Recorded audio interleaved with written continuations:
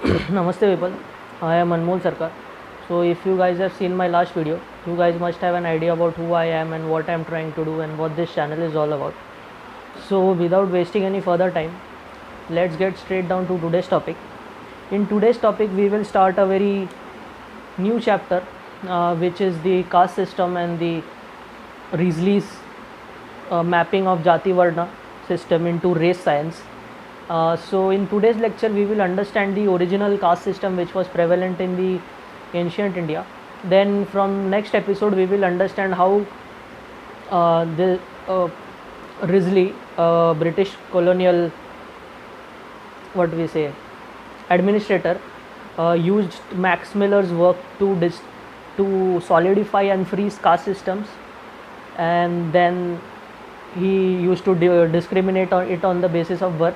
So in today's lecture we will see, or in today's episode we will see what was the original position of the caste system in the ancient India, okay, and what was the role of Sir Risley and colonial administrator into the solidification of this caste system. In ancient India, caste system was not prevalent, because if you see the ancient texts or ancient Vedas, there was no mention of any Dalits, SCs, STs, OBCs, etc. There were basically four principal varnas, or the caste varna system was there. The varnas, for example, look, this is the varna system. There were four principal divisions.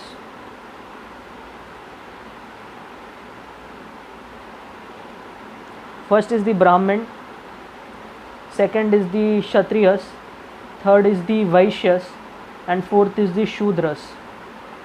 Brahmins dealt with the department of knowledge or academics. For example, teachers, or professors dealt with all these Vedas, science were dealt with Brahmins, knowledge. Kshatriyas dealt with politics and administration. Vaishyas were basically the traders or the merchants who dealt with business and trade, and Shudras were the commoners or the laborers who worked under these Vaishyas and Kshatriyas and Brahmins.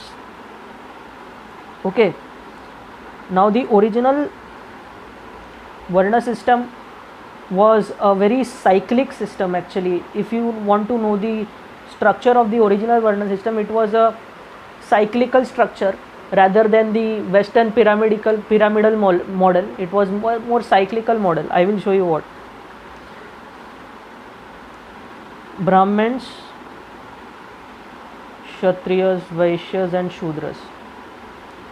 So this was the pattern.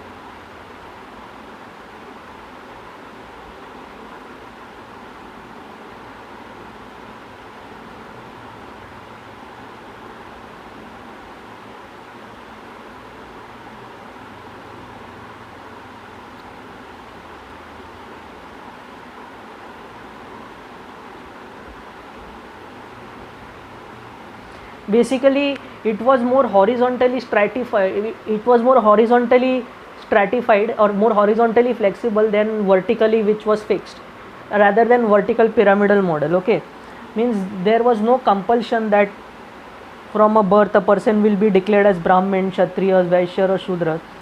Means Brahmin can also become a Kshatriya.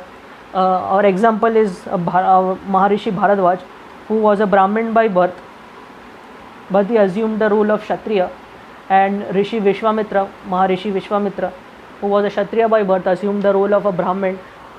So the horizontal mobility was very flexible. Mobility was there, which these Britishers came and freezed it. So this was the cyclical structure here: Brahmin, Kshatriyas, Vaishyas and Shudras. Okay, Brahmins passed on knowledge to Kshatriyas of administration. Then these Kshatriyas used knowledge to give businesses to Vaishyas, and Vaishyas then employed Shudras under them.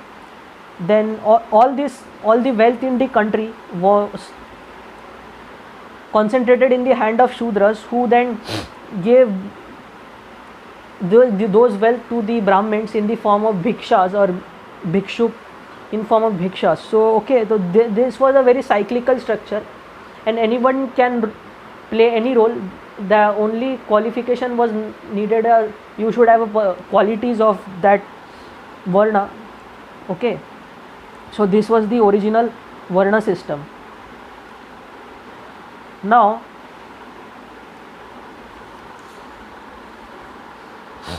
a powerful colonial administrator and a bureaucrat known as Sir Herbert Hope Risley, who was from 1851 to 1911. What he did was, he had built on Max Miller's work. He tried to discriminate between the varna system. Basically, he wanted to say that Brahmans, Kshatriyas and Vaishyas are Aryans and Shudras are non-Aryans. He wanted to say that, and he used Max Miller's work of Vedas to discriminate between Brahmans and or the Varnas. Basically, he used the nasal index, means basically Max Miller did work on a nasal index of a person, means a person's nose can tell about his caste. That, so he used that theory or that work to discriminate between all the 4 castes. Okay, so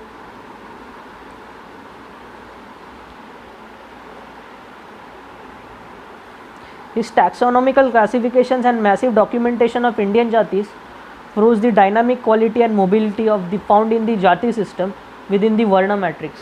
Basically, it was the Varna system was a division of labor. Okay,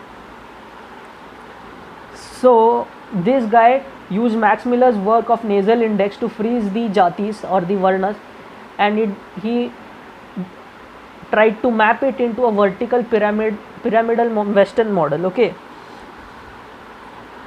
so Risley compared the black plantation workers in America with the so-called non-Aryan communities in India.